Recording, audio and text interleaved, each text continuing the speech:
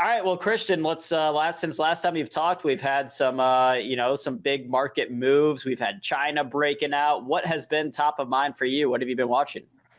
You betcha. You betcha. I would, if I had to narrow it down to the two main things, probably the overall market as usual, being a technical analyst, right? Rising and falling with the market. And then China stocks. You mentioned it. We're big fans of those. We do a lot of trading just based on volatility. I love things that fly around, move around. We like a nice, good strangle strategy from here and there. So things like Futu being down $24 today in the pre-market's kind of fun for us. PDD, I think, was down 13, 15. So these China names, we've been keeping an eye on them really for the last 2 or 3 weeks as their volatility has picked up. And could you explain that strangle for us and the strategy? We don't talk a lot about those on the show. You betcha. You betcha. Yeah. At its most basic, for those of you that trade options, we're just buying a call, buying a put.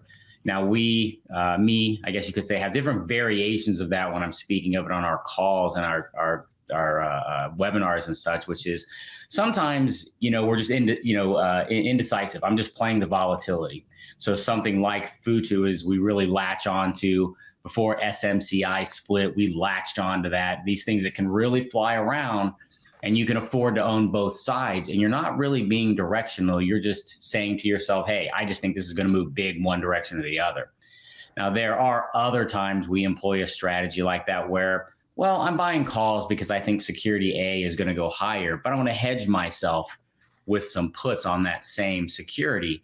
Goes in the books as a strangle, but it's a little different than say, hey, if I saw Futu come in at 100 today and I wanted to buy the 90 puts and the 110 calls, saying to myself, I think by week's end, this thing's moving $20 or $30, right?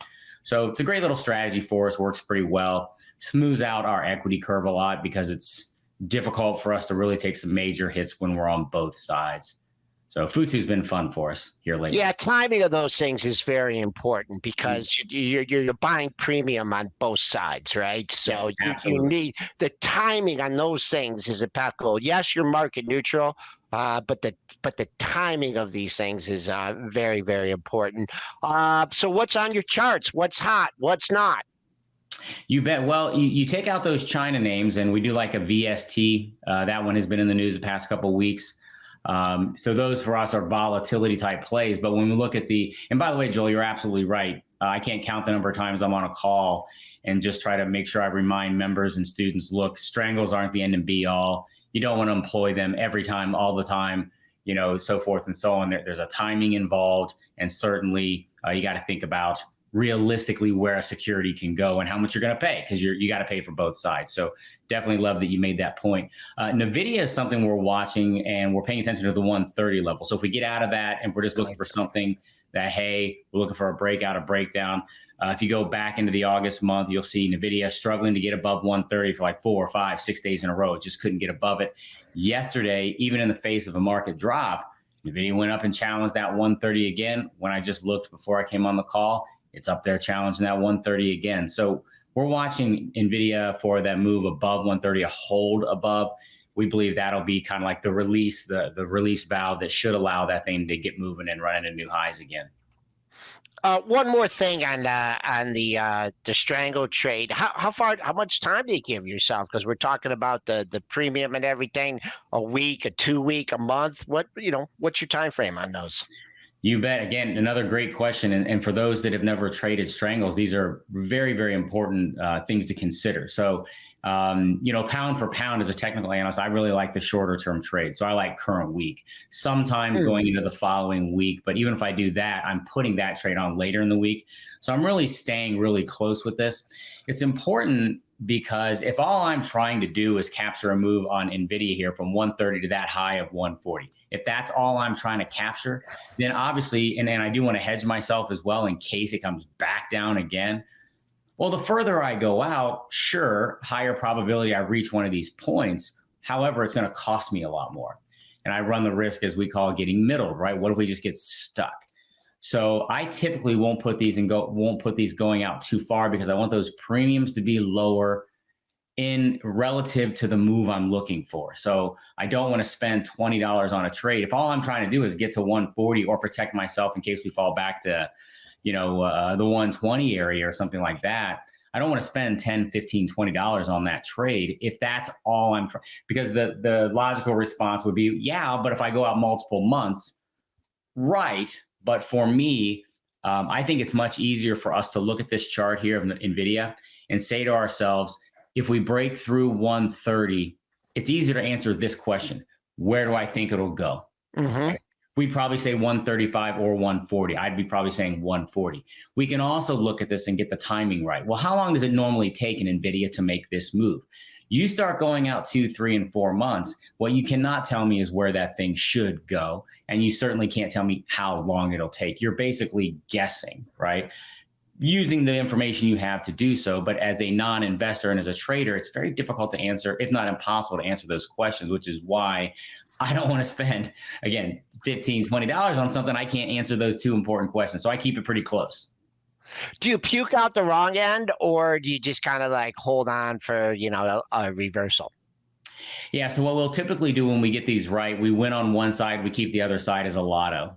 Every once in a while, one of them hits, but usually by the time, let's say we bought this strangle for $250, and let's say we're just targeting selling this thing for $5. When you look at a current week, by the time the overall strangle gets to a value of $5, odds are one side is accounting for $4.90 of it. So it's not even really worth closing out. You might as well just keep it, and hey, you never know.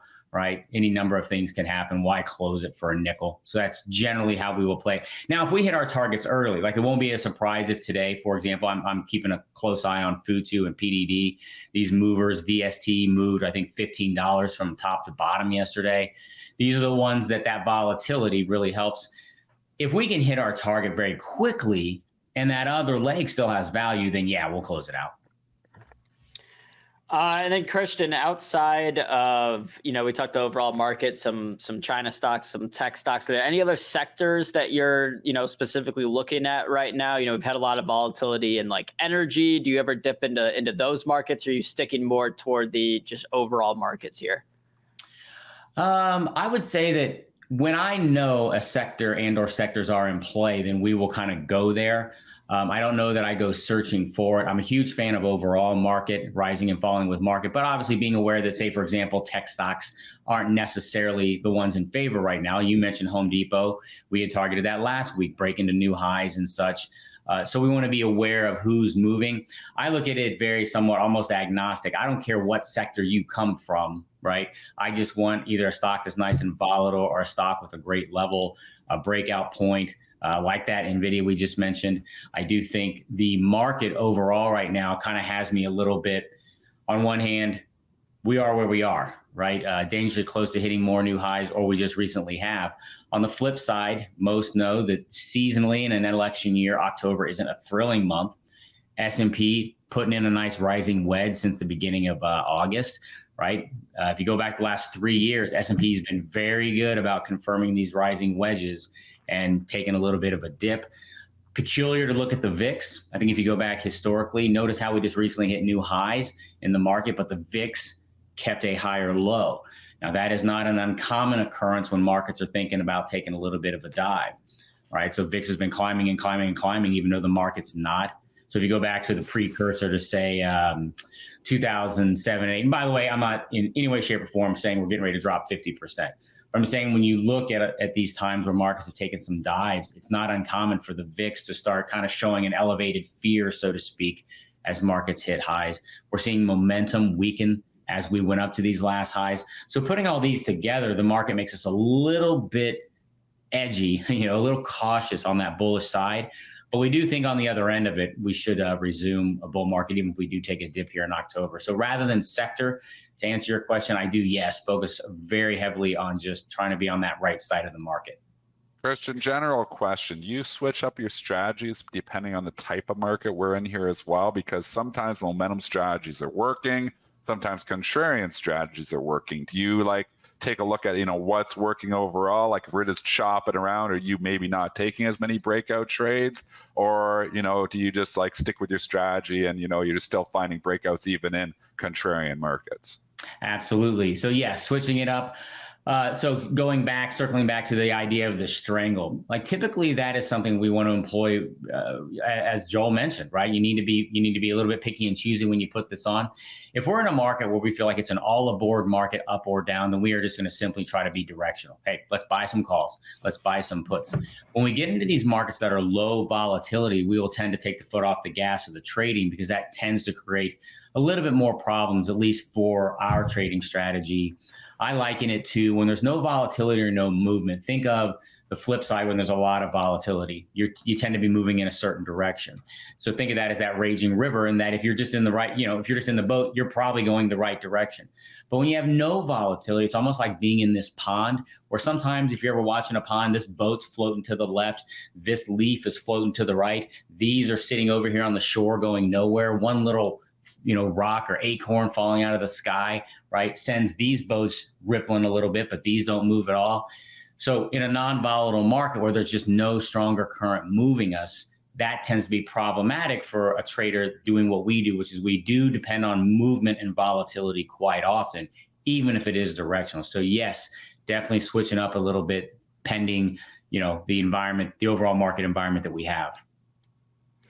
And then Christian, real quick, we're running up on time here, but we do have this QR code on the screen and a link in the description for people to sign up to trade alongside you. What does that entail? Absolutely. Well, it is we call it an open house. It's all week long. The flagship trade signal service that I operate, which also includes coaching along the way in every call. We trade during the prime time, so we call it prime time trading. That is Tuesday through Friday at 3:30, and that is Wednesday through Friday mornings from 9 to 10 usually. So we try to trade around these prime times, which, yes, we can get some volatility around those mornings. We can get some insight into what the market's thinking at the end of the day. So this is an open house. You come on in, check it out, trade along with me, ask questions, learn a little bit. Speaking of these strangles and how we employ them, sounds simple on the surface. And that's why I really love Joel's questions. A lot of things underneath the hood of the car. So if nothing else, you'll learn a lot, but we'll make some trades. We'll make some money along the way.